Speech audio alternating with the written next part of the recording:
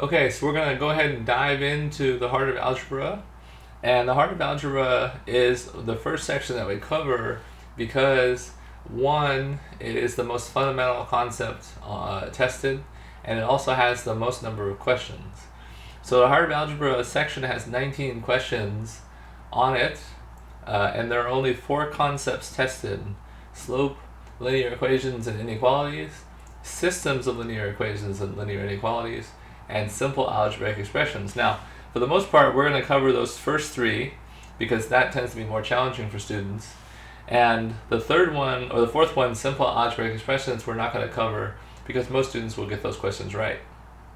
And it should be obvious here when we look at this that the topics that this section is testing on is can fit on a page and a half. And it's important that when you're working on questions that you learn to recognize, okay, this is a heart of algebra question, therefore it must be asking me about slope or a linear equation or what happens when I have more than one line. And so we're going to dive in and talk about slope. Now, slope is a masterful decision to cover this topic by the College Board because most students think they understand slope, but they asked this in such a way, and we're going to learn much more about slope than we ever thought we could. And it's one that students think they know really well, but they don't. And it's important that we look over this and learn how the College Board is testing these questions.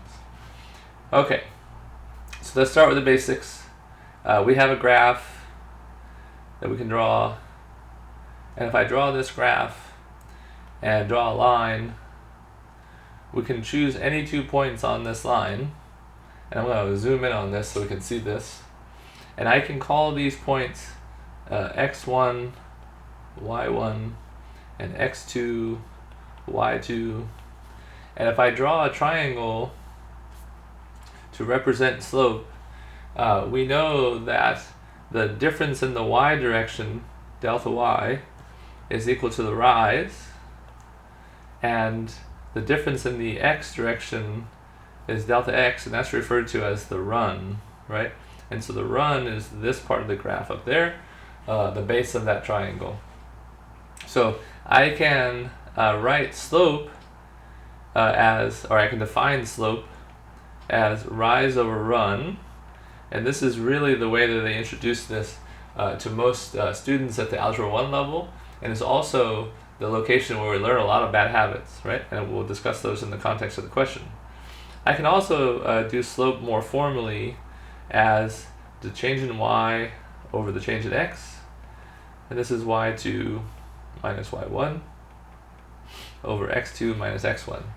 Now it doesn't matter which order I go in. I could do ones first, like y1